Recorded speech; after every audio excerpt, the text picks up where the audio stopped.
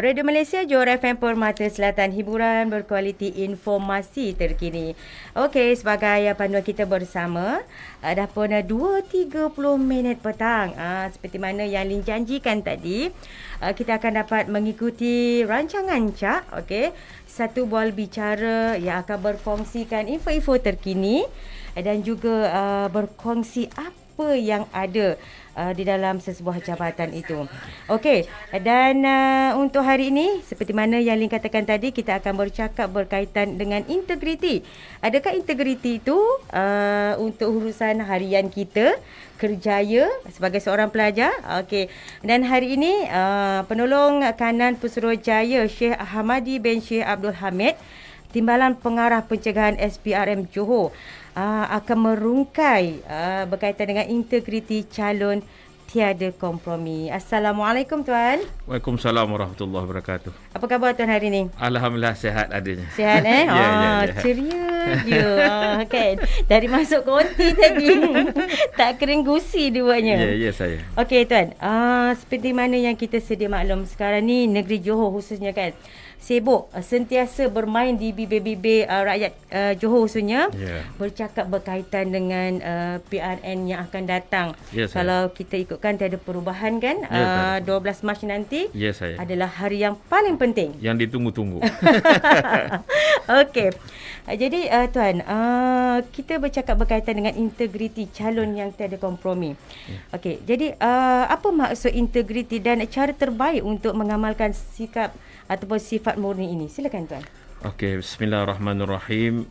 Assalamualaikum warahmatullahi wabarakatuh dan salam sejahtera kepada para pendengar, terutama pada DJ Lin. Saya ucapkan terima kasih kepada RTM FM Johor kerana sudi menjemput saya ke konti pada petang inilah. Sebenarnya kita sedia maklum bahawa integriti, banyak orang berkata tentang di bibir saja, macam DJ Lee cakap, di bibir saja. Saya berintegriti, kau kena berintegriti tau. Di bibir saja. Sering kali kita mendengar orang menyebut integriti dan boleh dikatakan saban hari. Saban hari juga diungkapkan, diterbitkan dari bibir si penutur, atau akan menemunya dengan ketika sedang membaca surat khabar pun, majalah, buku, kita tengok dalam bacaan harian pun sering kita terpaparnya integriti perkataan tersebut.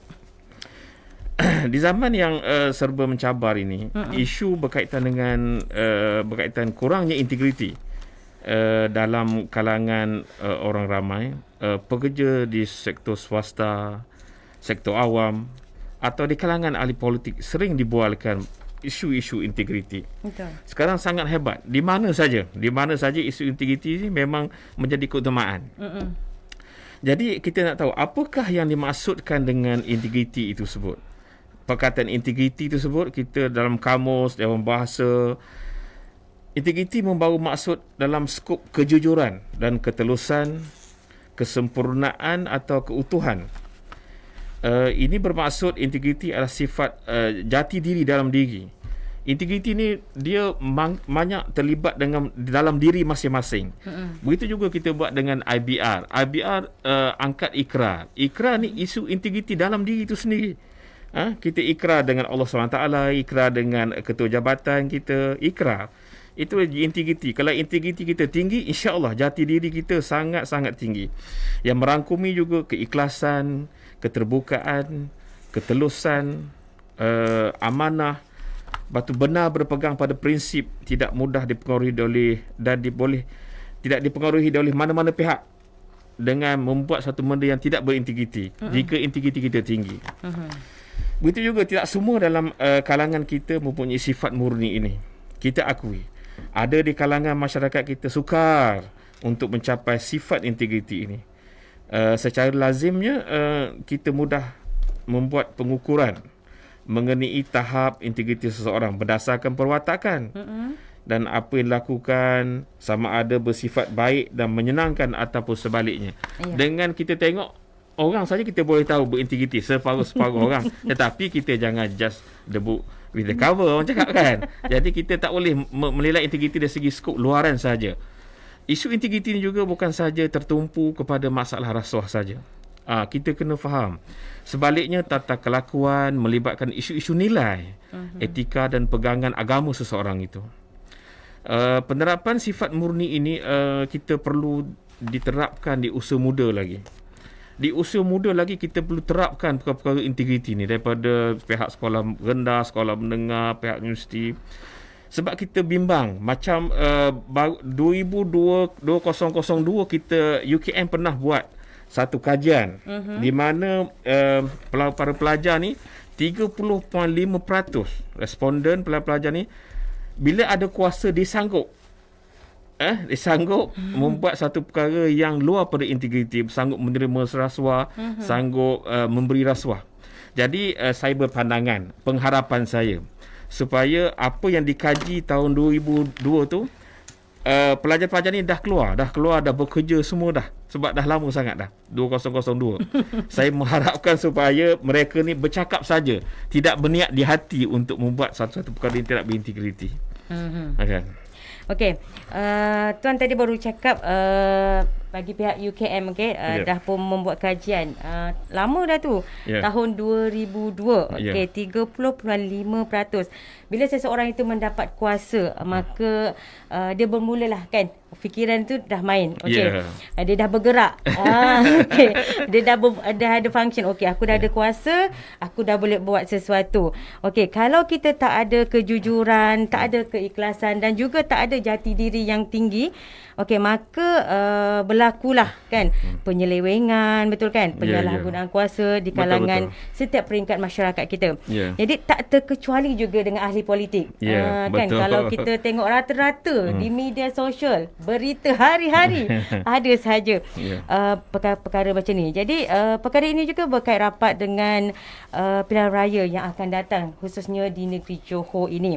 Okey, dari sudut pandangan Tuan sendiri kan, adakah sifat integriti ini dalam kalangan calon-calon pilihan raya merupakan perkara utama dalam mewujudkan kerajaan yang stabil? Bagaimana Tuan? Okey, terima kasih DJ Lin. Soalan ni sangat sangat berat bagi saya untuk jawab, tetapi insya-Allah saya akan jawab sebaik mungkin. Begitu juga dengan kita tengok dari segi politik. Kita di masa kini pengundi 18 tahun telah diwujudkan. Jadi ini yang kita sangat menitik beratkan, pengundi-pengundi muda ni harus berintegriti dan wajib berintegriti dalam apa juga keadaan. Okey, kita tahu Johor bakal mengadakan pilihan raya tidak lama lagi. Okey, sudah pasti banyak calon yang akan bertanding mewakili parti masing-masing pada pilihan raya yang akan datang ni. Okey, bagi membentuk kerajaan yang stabil, setiap daripada calon yang bertanding seharusnya memiliki sifat berintegriti yang bukan saja dalam parti yang diwakilinya, malah dalam dirinya sendiri. Okey, integriti dalam politik mampu membudayakan politik yang bersih dan adil dalam usaha membina sebuah kerajaan yang aman dan sejahtera. Yang itu kita impikan. Setiap rakyat Malaysia mengimpikan seperti mana yang saya katakan tadi, membina sebuah kerajaan yang amat sejahtera.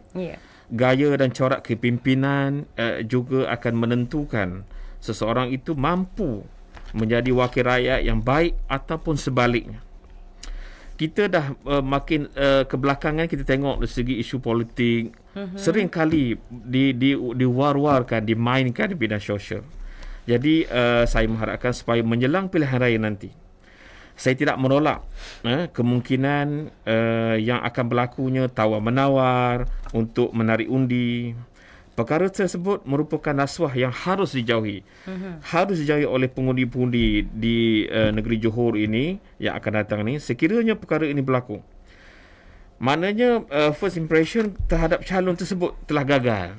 Telah gagal. Contoh kalau dia beri rasuah, dia beri duit dalam keadaan yang terbuka ke tersorok, dia punya, dari situ kita tengok calon tu telah gagal. Daripada tahap yang pertama telah gagal, telah mengamalkan rasuah. Okey, calon sesebuah parti belum tentu menang.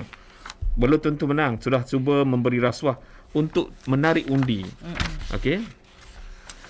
Cuba kita bayangkan sebentar sejenak dengan hati nulari kita, nulari yang paling dalam.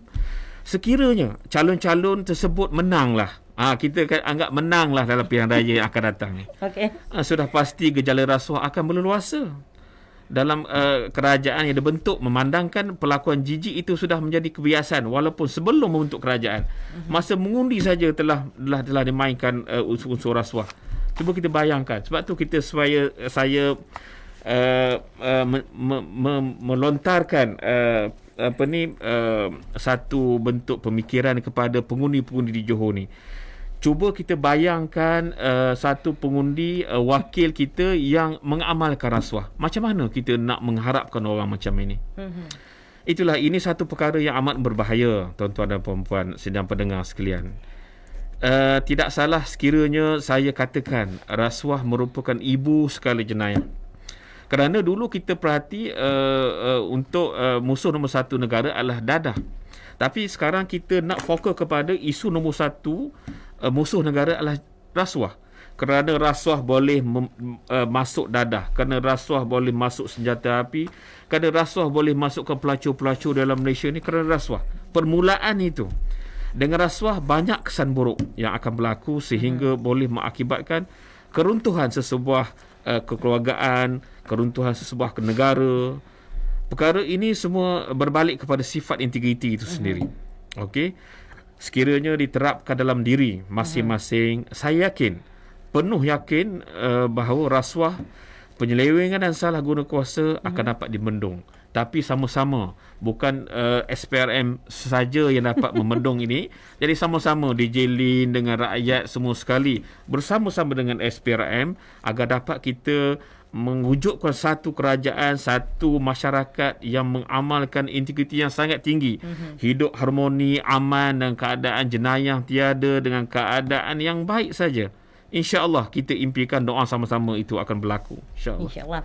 Dan tuan, kalau kita lihat fenomena politik sekarang ini, dan Johor mencipta sejarah, sebab Johor adalah negeri pertama merupakan dan ada pemilih dan juga bakal pengundi seawal usia 18 tahun. Kalau dulu kita cakap 21 tahun adalah tempoh matang. Okay. Tak ada 21 tahun, mangga tak boleh buka. Betul. Okay. Betul. Tapi sekarang ni 18 tahun mangga dah boleh buka. Ya, betul. Dan kalau seperti mana yang tuan katakan tadi, rasuah adalah ibu segala-galanya. Daripada rasuah juga, bila kita longgarnya sikap ataupun tak adanya jati diri ataupun integriti pada diri sendiri, maka terjadilah macam ni kan. Kita ni nak memilih 12 hari bulan, satu penggal sepanjang 5 tahun. Kalau kita salah memilih, macam mana kita nak betul. Nak mengolah, nak menjadikan sesebuah negara tu nampak cantik. Okey, selepas ni kita akan kupas lagi, akan banyak lagi cerita berkaitan dengan integriti dan juga ada kaitannya dengan PRN yang akan berlaku pada 12 Mac 2022. Kan kita nak menentukan negara kita, pandailah kita memilih walaupun seawal usia 18 tahun. Ketika inilah kita mulakan yang baru. Betul tuan. Okey, yang pastinya kita bersama dengan Anita Sarawak seketika joget Sayang Disayang.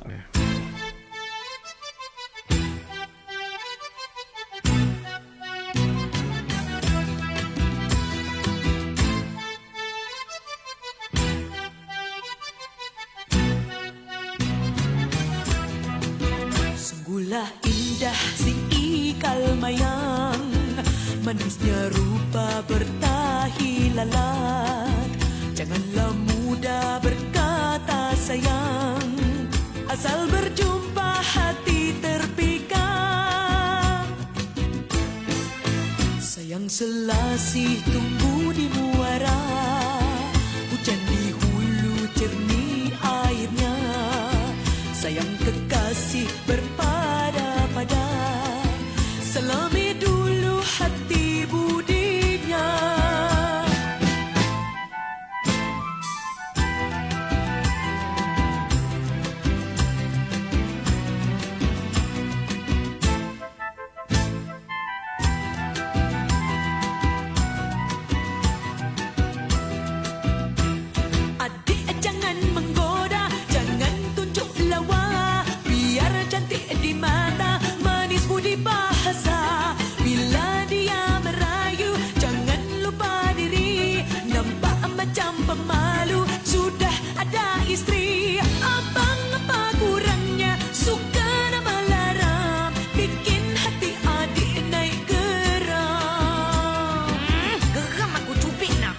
kepai yang gugur di rimba, biarkan saja tumbuh benihnya.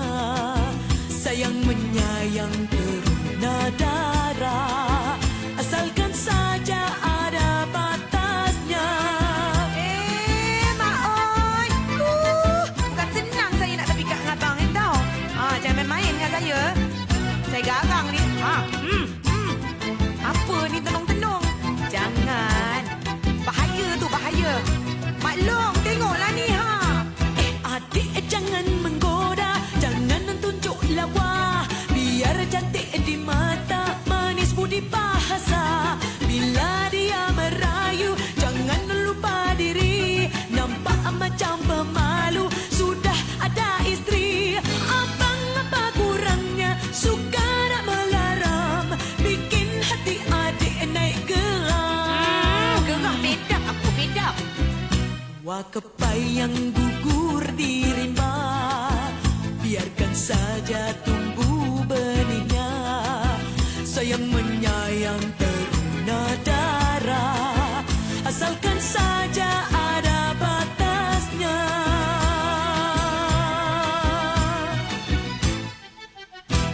Okey, sayang menyayangi tak salah, betul tak tuan?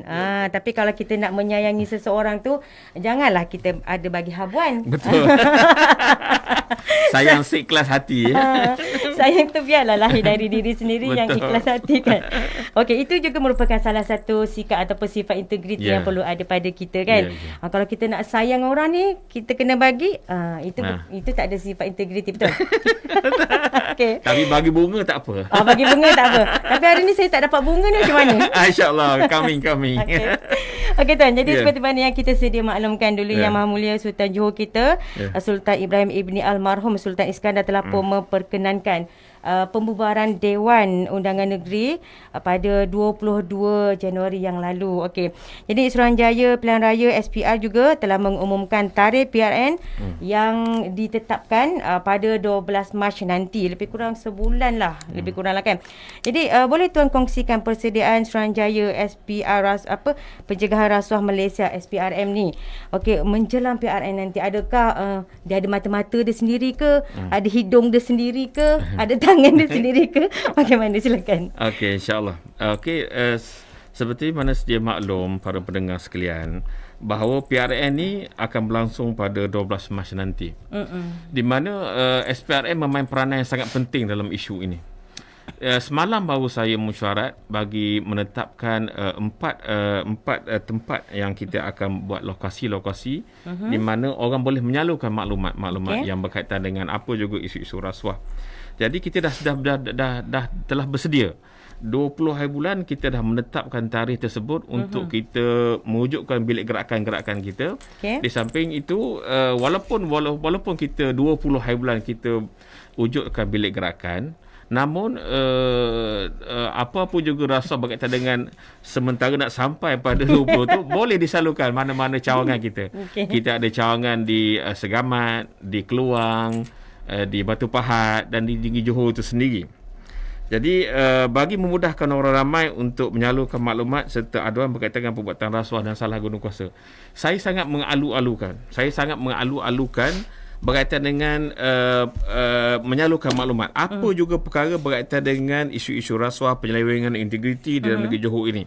Bukan sahaja dari isu-isu untuk pilihan raya, apa-apa juga isu berkaitan dengan penyelewengan integriti yang kita rasa boleh disalurkan di pihak SPRM untuk pihak SPRM akan mengambil tindakan yang sewajarnya lah. Okey, kesemua bilik gerakan tersebut akan beroperasi bermula daripada 8 pagi hingga 12 tengah malam. Walaupun 8 pagi hingga 12 tengah malam, namun tuan-tuan kalau nak buat laporan pukul 2 pagi ke 1 pagi, silakan, no problem. Kita memang pegawai kita berada bertugas di SPM di semua cawangan tersebut. Cuma telefon saja. InsyaAllah pegawai kita sentiasa bersedia. Kita juga menggerakkan semua pegawai kita ke tempat-tempat yang strategik yang di mana sebab SOP belum dikeluarkan lagi sama ada dia boleh berceramah melalui bersemuka Online ataupun media massa ataupun bersemuka tu sendiri.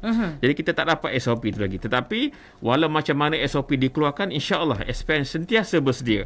Apa juga keadaan, insya-Allah.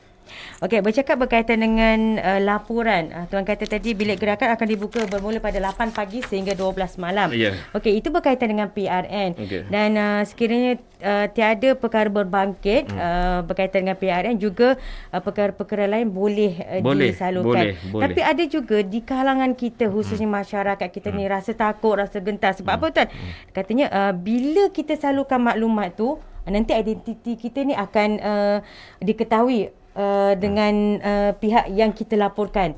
Okey, katanya bila kita bagi maklumat, okey, nanti bila disoal siasat, si pesalah tu ataupun si pelaku, okey, pihak SPRM akan memberitahu, okey, maklumat ni dapat daripada si fulan bin si fulan. Adakah perkara tersebut berlaku?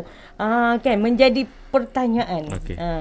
Okey, seperti mana yang mendengar ketahui bahawa SPRM satu tempat penguatkuasaan untuk buat pengaduan. Pengaduan apa-apa juga pengaduan yang tuan-tuan puan-puan salur kepada SPRM melalui telefon, datang sendiri, insya-Allah kita akan melindungi tuan-tuan dan puan-puan. Jadi sekarang yang tidak melindungi, contoh saya beri. Nak buat laporan pada SPRM, datang satu bas, lepas tu bawa dengan pemberita-pemberita. Okey. Lepas memberi maklumat pada kita, keluar pada pejabat je, dia buat sidang media. Macam mana kita nak cover dia, sedangkan dia telah war-warkan diri dia sendiri. Jadi insya-Allah kalau tuan-tuan punya maklumat telefon ke, datang sendiri ataupun surat, apa-apa surat tanpa stamp, alamat mana-mana SPRM negara Malaysia ni, tanpa stamp, tulis alamat je, contoh Johor, kalau Pahang lah, tulis, insya-Allah sampai. Kita akan ambil tindakan sewajarnya berkaitan apa yang tuan-puan salurkan kepada kita, insya-Allah. Jadi pemberi maklumat, insya-Allah kita akan rahsiakan apa juga keadaan. Jadi jangan salah faham. Jadi dikatakan kita tidak melindungi pemberi maklumat, tidak. Kita akan memberi perlindungan pada pemberi maklumat. Akta kita telah sedia ada. Tetapi kita tengok keadaan tu juga. Pemberi maklumat telah membocorkan diri dia sendiri. Macam mana kita nak lindung perkara tersebut, kan? Okey. Yeah. Jadi maksudnya sekarang ni kalau kita ni nak membuat laporan, insya-Allah segala data dan maklumat kita ni akan dirahsiakan. Insya-Allah. Okey. Jadi Tuan, kita ni bercakap berkaitan dengan PRN integriti, kan? Sinonimnya kalau kita sebut PRN, okey, kita tahu mesti ada cakap, poket aku tebal. Okey, kalau kita keluar je, okey, minyak dah ada orang yang isi. Okey. Jadi bercakap berkaitan ini, okey, adakah undang-undang sedia ada sudah cukup untuk mengenakan tindakan terhadap mana-mana calon yang terlibat dengan kegiatan rasuah sepanjang PRN ini? Okey, terima kasih DJ Lin.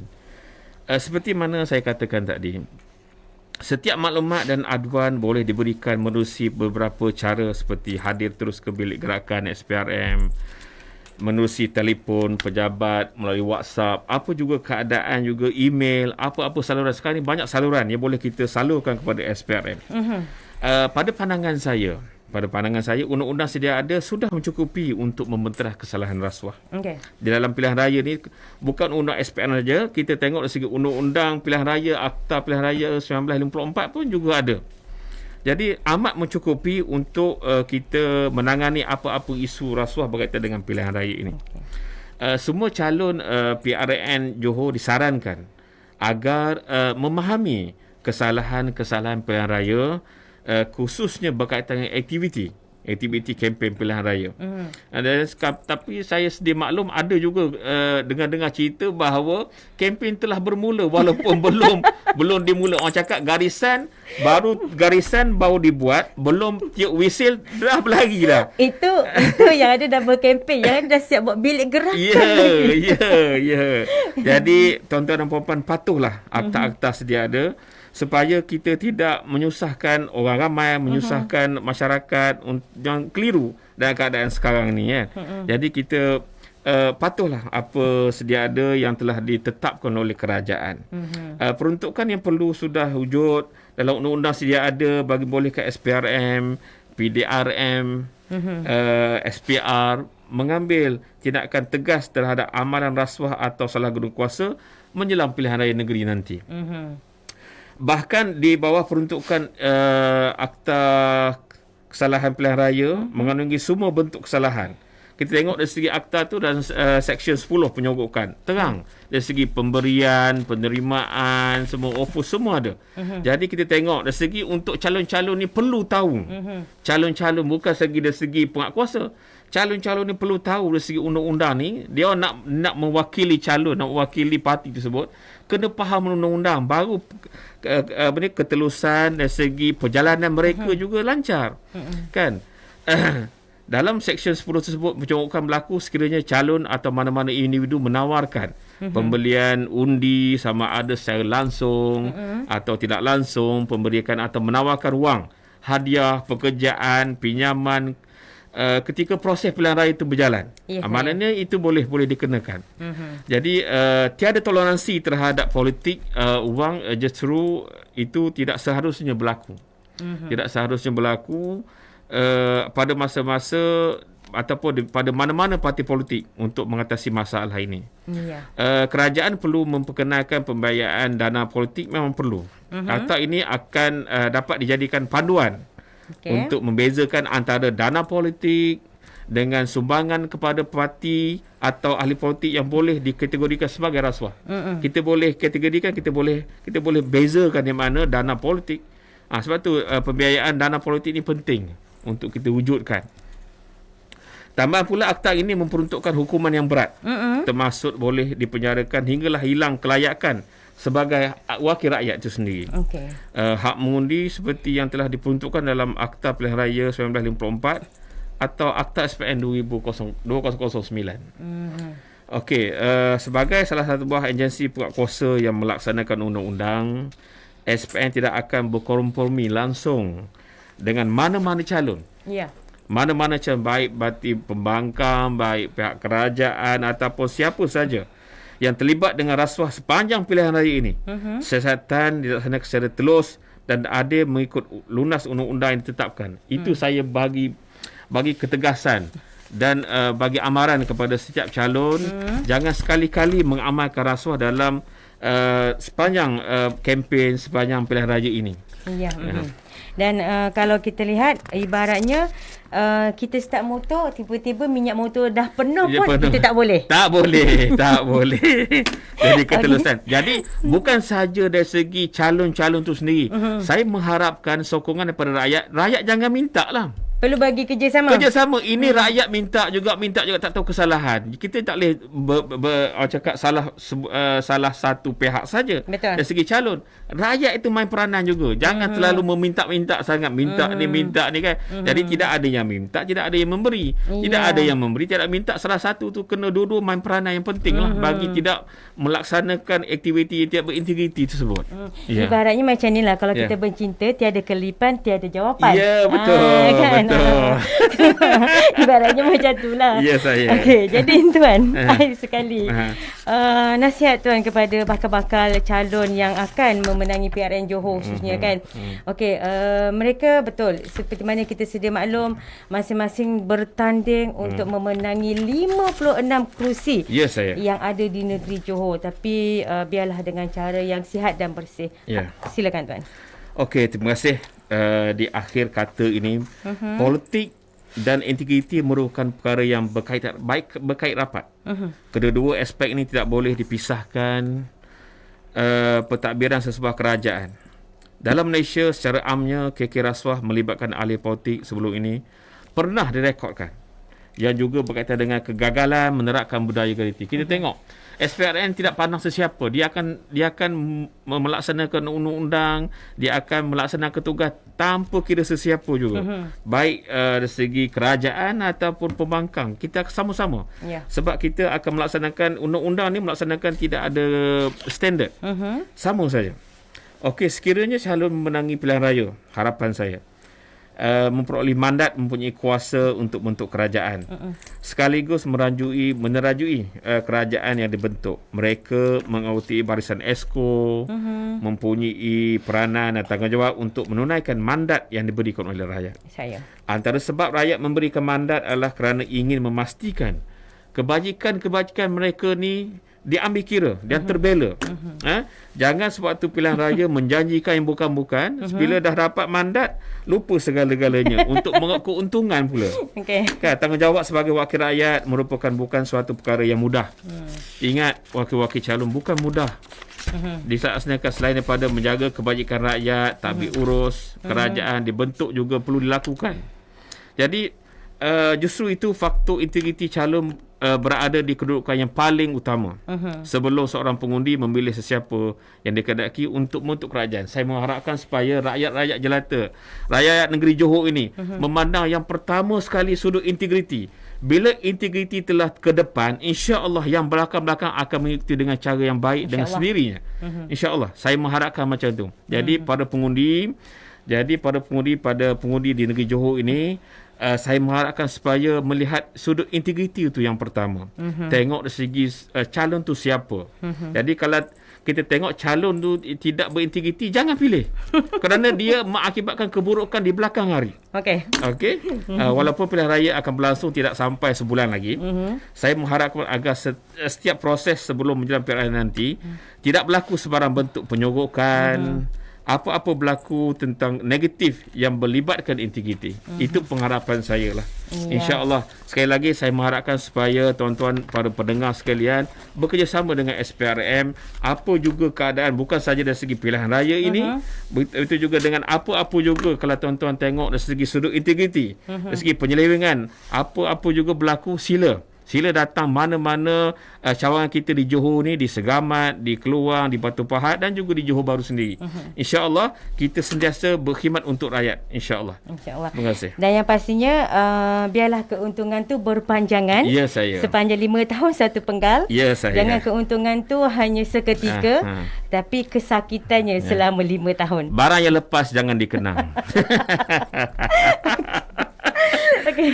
Dan kita baru saja bersama penolong kanan Pesuruhjaya Syekh Hamadi bin Syekh Abdul Hamid, Timbalan Pengarah Pencegahan SPRM Johor, dan berbicara berkaitan dengan integriti calon tiada kompromi. Dan ingat sekali lagi, okey, sama-sama kita mengingati, kalau tiada yang menepuk, tiada percikan air yang kita dapat. Ya, tepat sekali. Okay. Dan insyaAllah kita akan bertemu kembali. Rasanya mesti lagi. Sebab banyak lagi perkara-perkara yang akan berbangkit sebelum menjelangnya 12 Mac 2022 nanti. Terima kasih tuan. Terima kasih. Assalamualaikum. Assalamualaikum warahmatullahi wabarakatuh.